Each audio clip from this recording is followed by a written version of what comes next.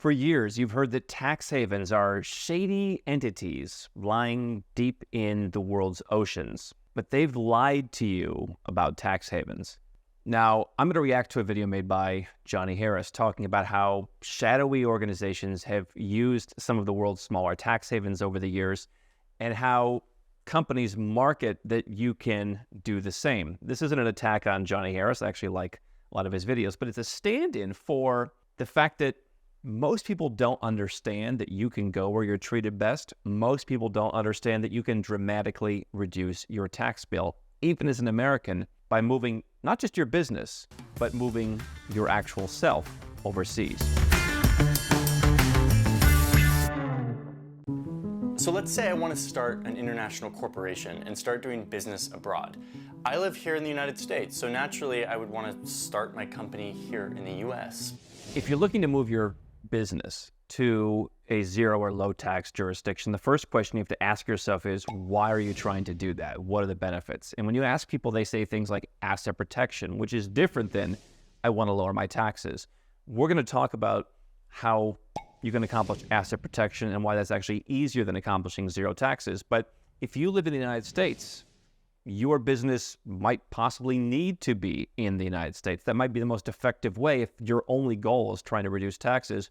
There are all kinds of laws, not just in the US, but Canada, Australia, and most of Europe, and really most Western countries that say if your business is incorporated offshore, but you're in their country, you're going to pay tax. It is the emerging economies, countries with zero tax, countries with what's called territorial tax. Those are the ones that don't necessarily tax your foreign companies, but living in the United States, your foreign company will be taxed. And so you'll want to understand, why am I setting up this company? If it's just, hey, I want to have some assets sitting in another jurisdiction, I don't mind paying the tax just as if that were a domestic company because that's how it'll be treated, then that's a different story. But when I ask the internet how to do this, I get a bunch of ads that look like this.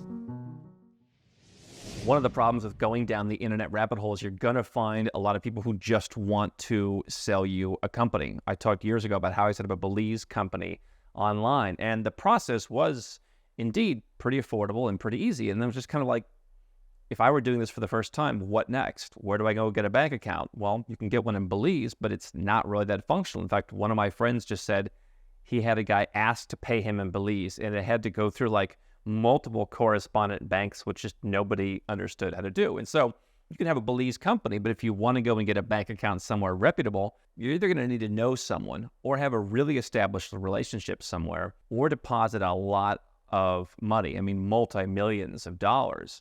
And so for the average person starting out, it just seems kind of incomplete that you look at these ads and you see like, oh, set up your company, it's so easy. Setting up a company is 1% of the equation of actually reducing your tax or even of protecting your assets, and yet they make it sound so easy. And so for the uninitiated, just going down the rabbit hole of seeing these ads of setting up a company, the company's the easy part. It's the tax planning. It's figuring out how money moves. It's figuring out where the money goes. It's getting brokerage accounts. It's some of these jurisdictions like Belize and the Marshall Islands just aren't respected by almost anybody. And good luck getting an account practically anywhere that you'd feel comfortable with. Even though my office would be here in Washington, D.C. in the United States, the internet is telling me that on paper, I should set up my corporation in one of these random small countries around the world.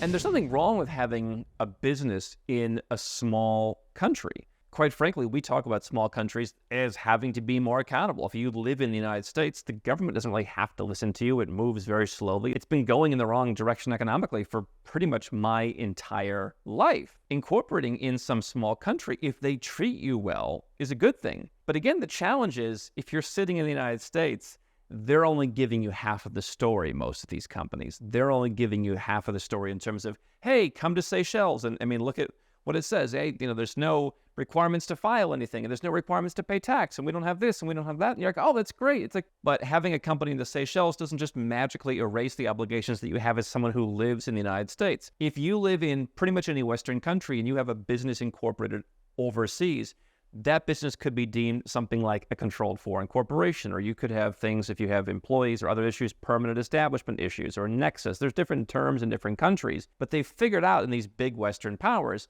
that you can't just go and put your money in Belize and, number one, hide it anymore. It was always illegal to do that, but now there's so much information sharing, especially for Americans. You have to file forms declaring that you have these companies in many Western countries, namely the U.S. And number two, you can't just, keep the money offshore in Belize and save tax. And there's confusion that, oh, well, Facebook or Apple has some strategy like that. I mean, the average person who's just running a small business that they're very much involved in, and that they just have kind of one group of employees or even just themselves sitting in one office, it's not going to be the same structure that a Starbucks or a Meta or an Apple use. Places like the British Virgin Islands, or Mauritius, or Belize, Gibraltar, Malta, the Seychelles Islands. Wait, the Seychelles? Like that tiny island nation in the middle of the Indian Ocean that has like less than 100,000 people? And the idea of what they call tax havens, which we like to call tax-friendly countries, remove the pejorative part, is these are countries that may not have that many things to be competitive. When you look at the countries we've talked about that offer citizenship by investment in the Caribbean, there are 5 of them, and they all used to be part of the British Empire until basically the 1970s. They declared independence. And it's like, hey, what are we going to do? We have countries with like 30 and 60,000 people. How are we going to make some money? It's not like we have tons of resources or we have oil or we have whatever else. And the idea from the UK was, well, hey, let's have these offshore financial centers, not only in some of our own, overseas British territories, but let's let these countries that are declaring independence have their own financial centers.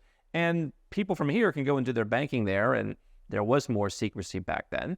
And that'll be a good thing. Hey, they make some money off of providing financial services. They only have, again, 50,000 people. The standard of living may not be as high as it is in London. And so they don't really need to do a lot. If they collect, $100 a year to form a company every year, if you have enough companies, you're going to do pretty well. And places like the Cayman Islands have done very well just having banking and company registries or ship registries, things like that. So then later it was, oh, well, we don't like that there's competition, that people can go and set up companies somewhere else. Even though Western governments made it to where you can't live in the UK and run your company overseas, at least if you're British, at least if you're paying normal taxes, you can do that. And, well, we have to shut these financial centers down. That's one reason why these countries went to offering citizenship by investment as a way to bring in money for building housing and building roads and building schools. So smaller countries have needs, and they're often kind of pushed away. So isn't it good that we can go and we can support those economies that actually put the money to better use than in a country like the US or the UK, where they just waste billions at a time? You want to have parts of your life in small countries that are responsive to your needs.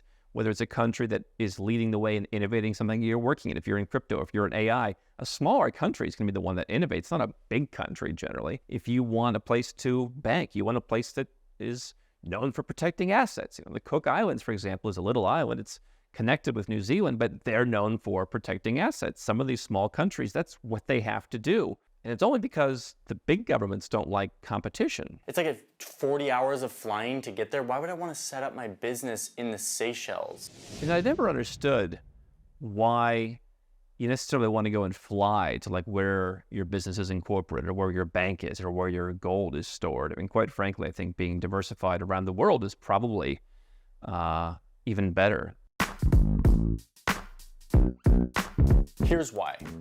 If I set up my corporation on paper in the British Virgin Islands or the Seychelles, suddenly I actually don't have to pay very much taxes, if any at all.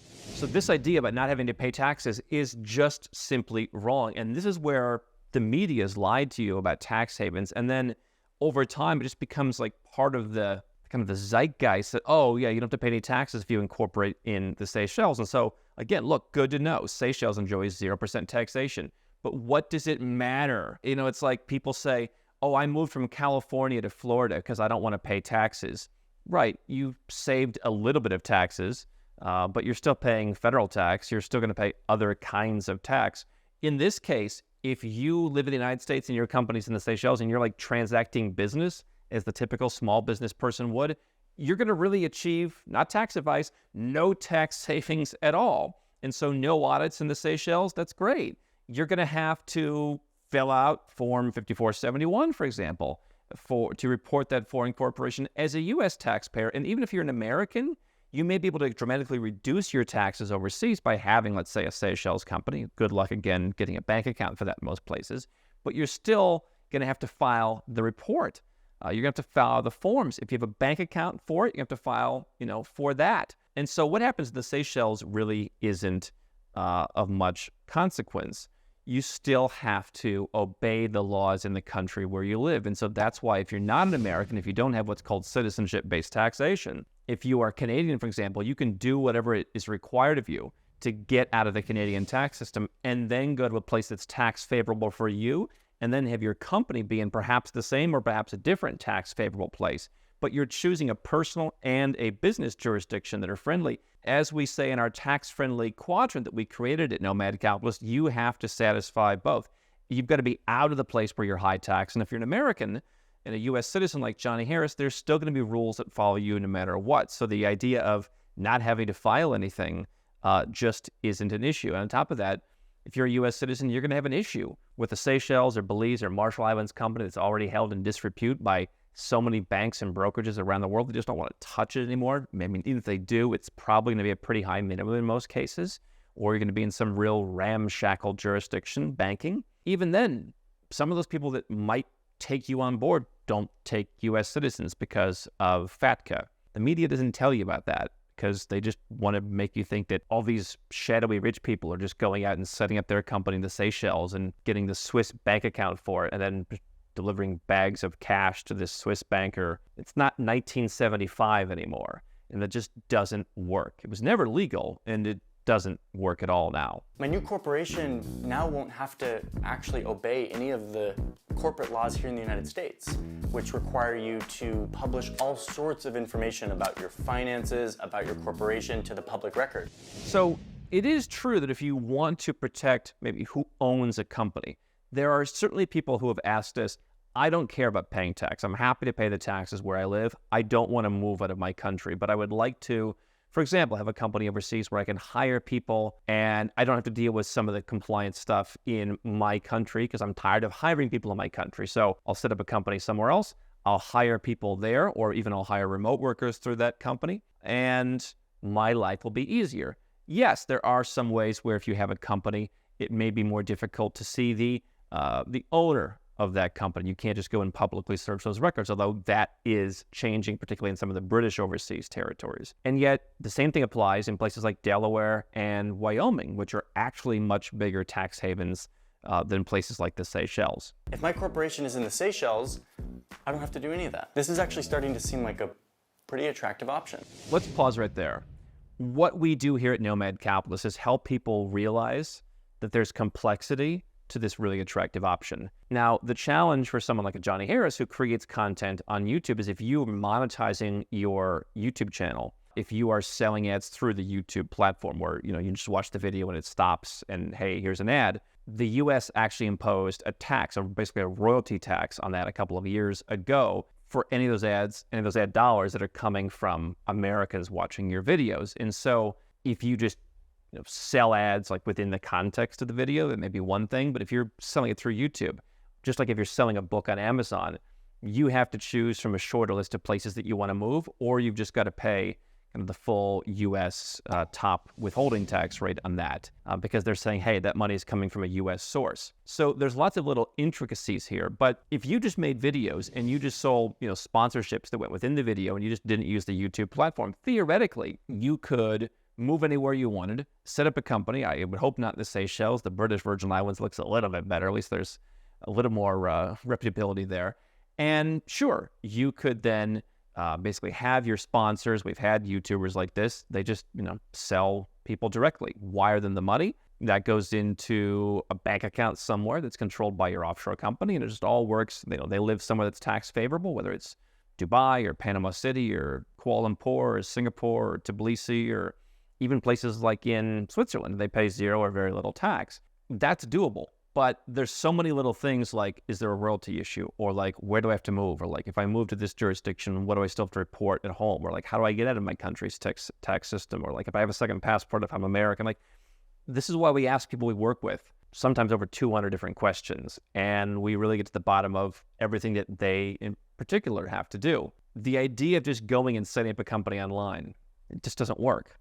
It's not going to do anything. And it may make you feel good, But collecting shiny objects doesn't save you tax. What Nomad Capitalist does is we help 7- and 8-figure entrepreneurs. We've helped plenty of YouTubers and lots of other entrepreneurs from around the world who want to legally reduce their taxes, not because they follow what has been the Hollywood, line for decades about, tax havens and how easy it is. And you can put $10 million in a boat and take it down to Aruba. Like, that just doesn't work. But if you want to learn how to create a plan that actually does work, that's legally compliant, that's actually backed up by the people in our network who are CPAs and tax attorneys and professionals all around the world in different countries that come together through us and work with you to make sure that your plan in the US and the Seychelles and the BVI and Dubai and everywhere else works together, and you're not just going to get in trouble and you're actually going to save money, then go to nomadcapitalist.com and learn how we can do that for you. These tiny nations have set up their laws to attract big corporations for this very purpose, to set up on paper in their country so that the government can make a little bit of money off of the little taxes they receive and any of the registration fees and dues. And that really, to me, is the big thing. I was looking at some numbers from Vanuatu, where they have a citizenship by investment program, and yet they've been shut out of travel to some parts of the world because Europe, for example, says they're not doing it right. Vanuatu runs its entire government for about $500,000 a year. That gets spent in an afternoon in most Western countries, if not faster. So these small countries need the money, and that's why, again, they have more accountability. But for me, the trend is that onshore is the new offshore. You have places like free zones in the UAE, Hong Kong, and other, even European now, jurisdictions. There are plenty of places that are in countries that are still small, that are still responsive, but that aren't 50,000 people small. And I think that onshore as the new offshore is a trend.